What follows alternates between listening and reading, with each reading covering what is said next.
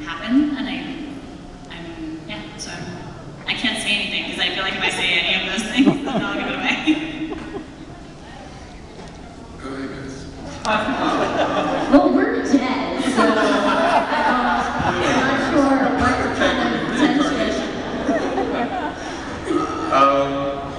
You know, I've always wanted the show to I mean, we're limited by budget, right? You know, we're a small little Canadian show, we're very independent, and I always wish that we had a bit more of an international flair, like if we could have actually shot abroad or brought in different elements. The thing that I really liked about season 1, and that I didn't really think got, you know, the story didn't manifest the way I think I would have liked to have seen it. Was really the conflict between the light and the dark, and the balance that humanity hangs in between them.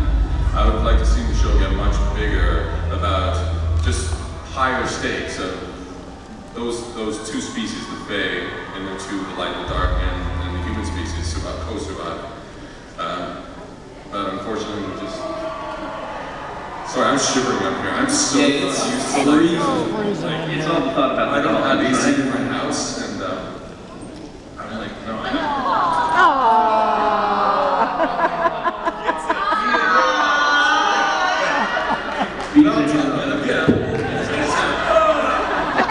Spontaneously creates some form. Am I putting in your arms? Yeah.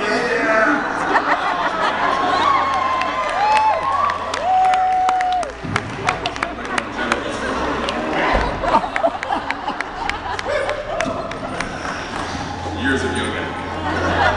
Is that a little tight on you, Casey? I mean, you know. Yeah, my chest. Yeah, this doesn't fit my chest. Weird. Yeah. Weird. Sorry, it might have a big tear in it when I give it back to you. Yeah, so. Anyway, yeah, that was it. I got cold and shivered. I want to see more heat on the show. More heat. Yeah, I mean, like she said, we're dead, so. Didn't want to hear that, but okay, thanks. Sorry. He didn't want to hear you were dead. Yeah, anyhow. Well, okay, well, thank you. Thank you. Thanks, we're going to answer fast. Yes, we can answer all of you. Thanks for all you've done. You guys have been awesome. You're like a wolf in Vex clothing today. I'm just going to say that. You've been all three panels. You've like taken over the Vex persona today. The best persona? Vex. Vex. Vex. Oh, Yeah, yeah. I think he is. No, Vex and I are interchangeable.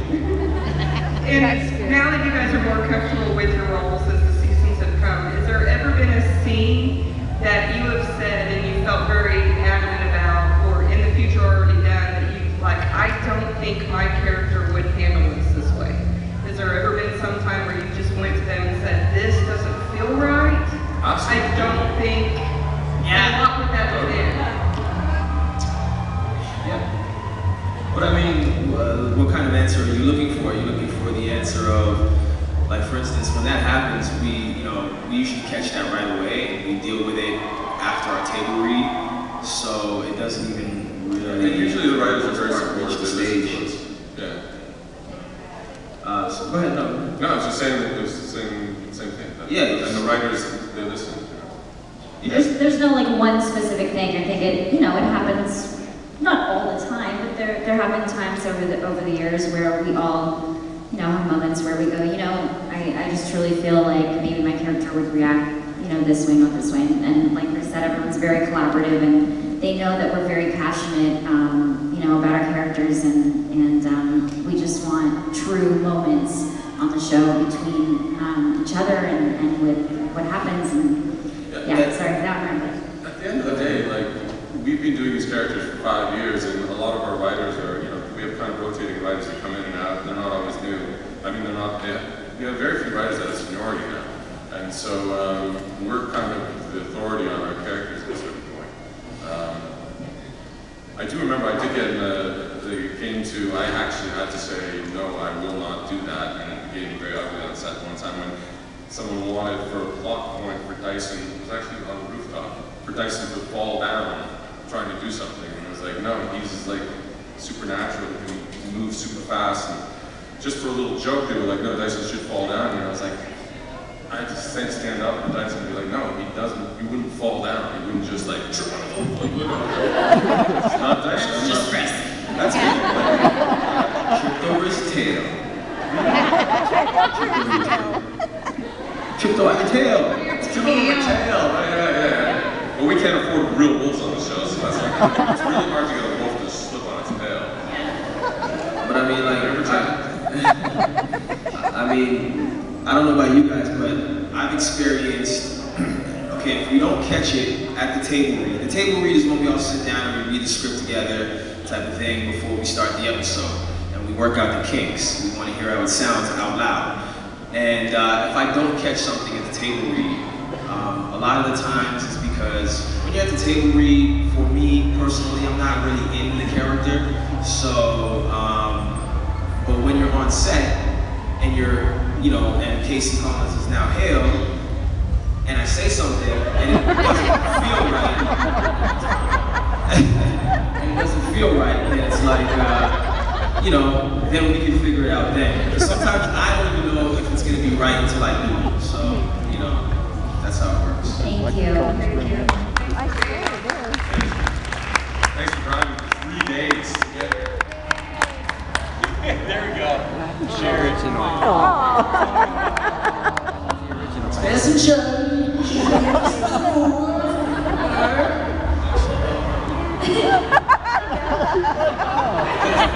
Rachel has not asked for once, and she's sleepless.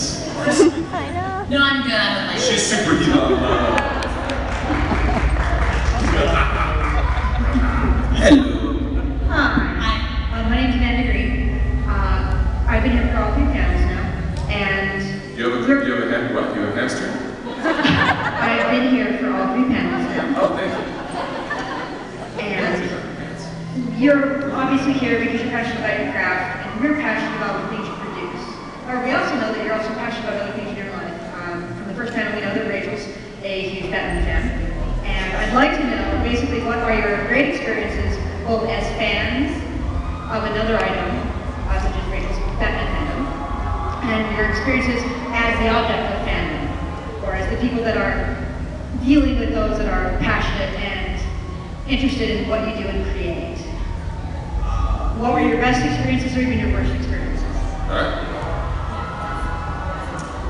Well, they talk. I'll start. We are so lucky. I know we say this all the time, but you guys are the reason we're here. You guys are the reason Lost Girl is one of the top 10 most downloaded shows in the world. You guys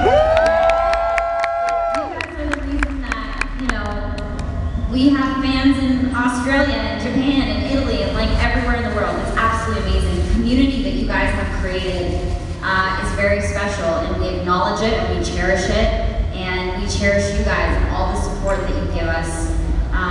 So receiving the fandom and getting to meet you guys and talk to you and just hear how the show affects you. I think, you know, we have these amazing jobs. We're so lucky we get to go to work and have fun and imagine and just have these amazing jobs. And I think we forget sometimes, or we just don't even realize how much what we do can affect somebody. And I think it's a really beautiful thing when, you know, we have people come up to us and say that Lost Girl has helped them through hard times. Lost Girl has inspired them to do something they never thought they would do. We take that very seriously, and so it's humbling, and we're very grateful. And the fact that it means so much to you guys is really cool. So being on the receiving end of it is amazing.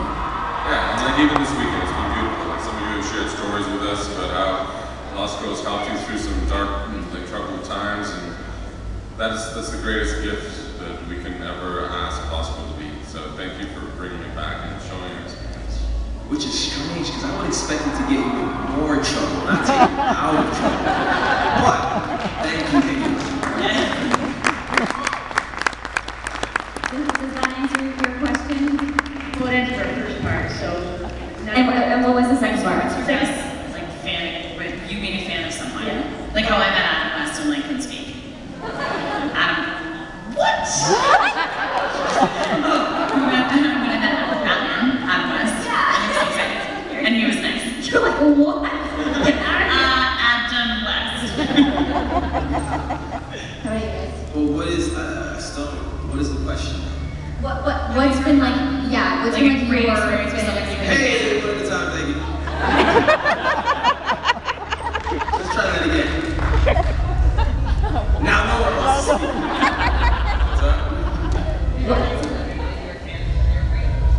Yeah, I met with him. He was a real asshole.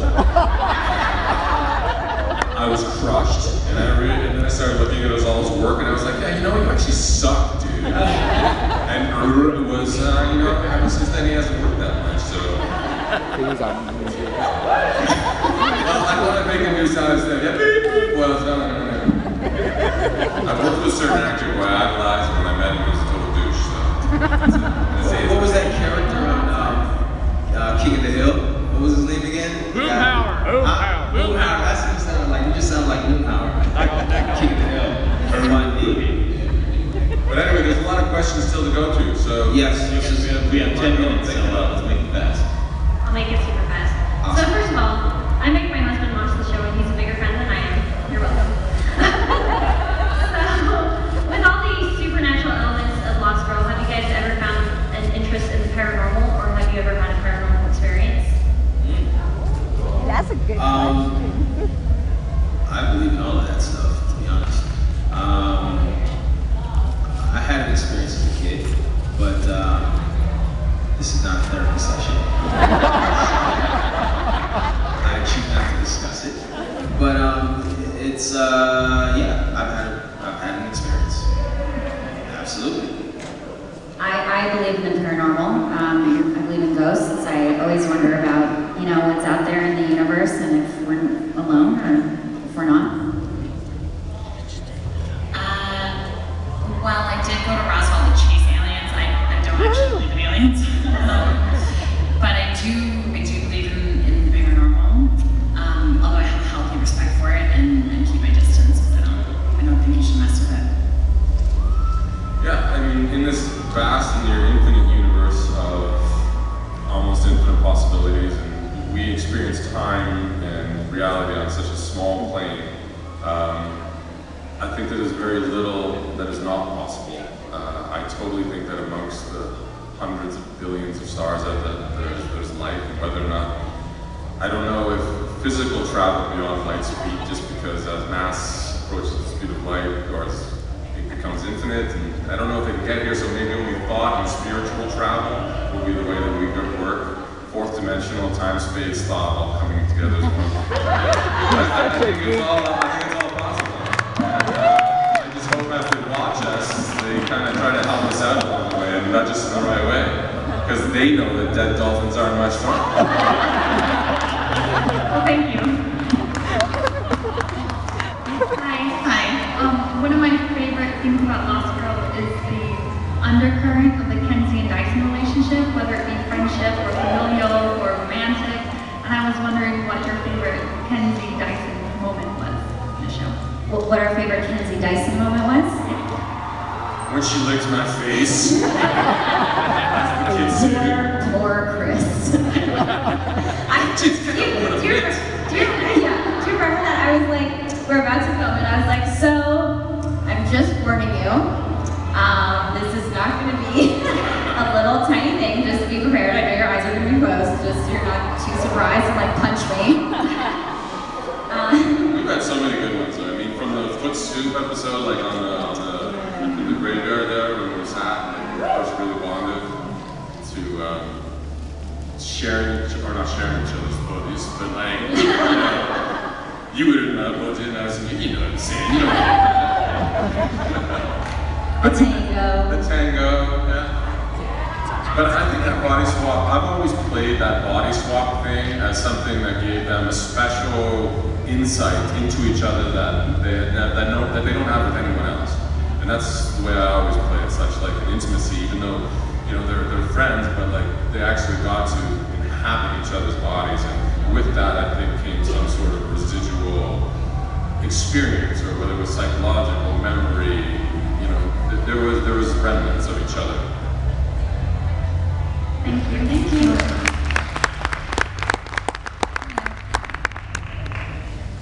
This doesn't happen very often. Stranded, Desert Island, one album, go. One album? One album?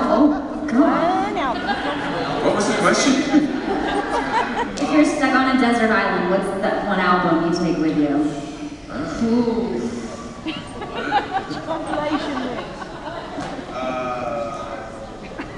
That's it's Michael Jackson. Could be a compilation album? Okay, I don't know. Best of the 70s. Beethoven. Life magazine, best of the 70s. Most likely, my parents used to listen to Grieg a lot. He was a Norwegian composer, but recently I've been obsessed with this artist, James Bay, and I've listened to his album on repeat. So if it were right now, I'd take James Bay with me. Nice Q-tip.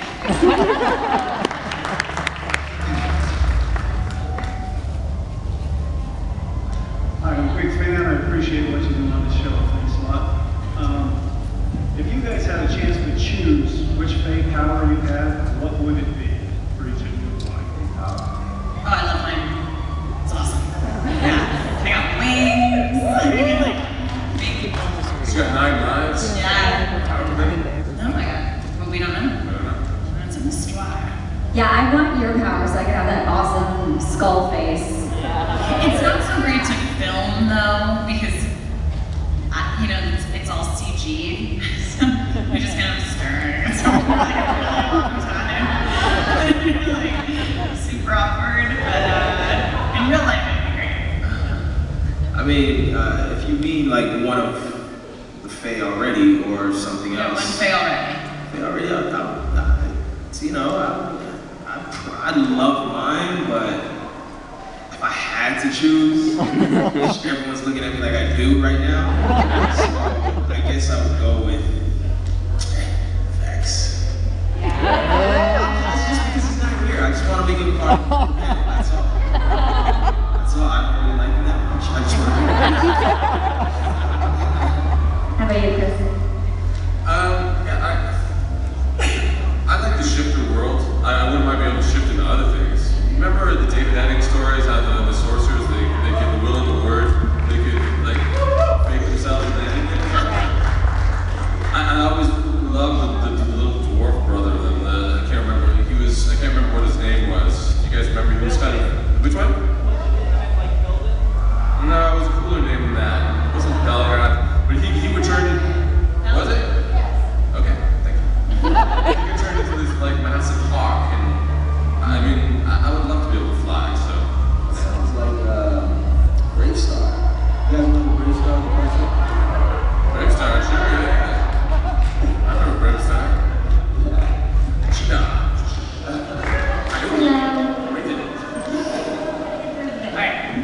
My question is, has there been any talk of doing a Lost Girl TV feature film, like doing 2 episodes and making it into a movie? There has been rumors, we have heard rumors that potentially we will do a feature film. We don't know. It's just a rumor, kids, don't get too excited there. Hi, Lost Girl, lots of romance. I was wondering if there's a cast favorite. Sorry, a cast favorite of Romance. Romance. Oh. Romance. Like. And there goes. I mean, you guys have some tons of loving going on, you know what I'm saying? Yeah. Yeah, the most like monogamistic, It's like the most such a precious relationship too, and I say that in the most genuine way. I like your relationship on the show. Thank you. Yes.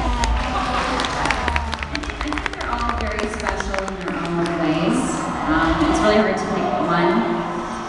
That's one of my favorite things about the show is how complex all the relationships are. Yeah, I mean like Bo's a trollop. Talk this way in a circle too, you know? No, they do. Do they? That's a straight shooter himself. We've all got issues. You know? Thank you. My question from Brian, what kind of coffee does Kenzie drink? I couldn't hear you, sorry. What kind of coffee does Kenzie drink? What kind of coffee does Kenzie drink? Like quadruple espresso.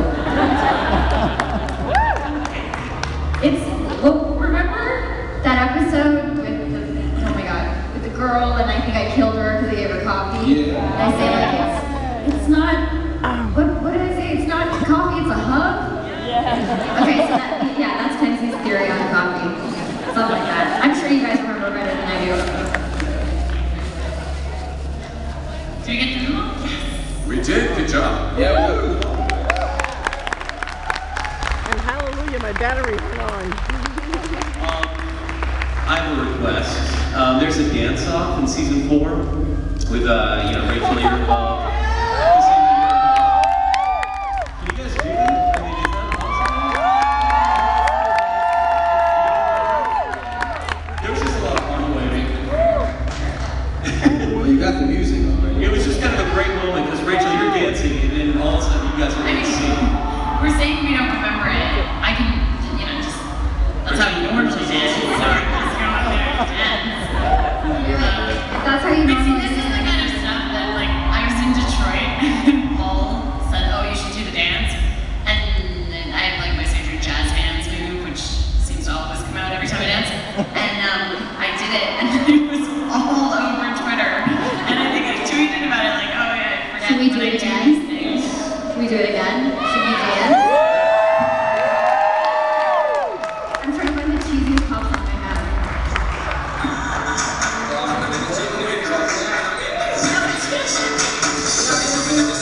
You're not ready.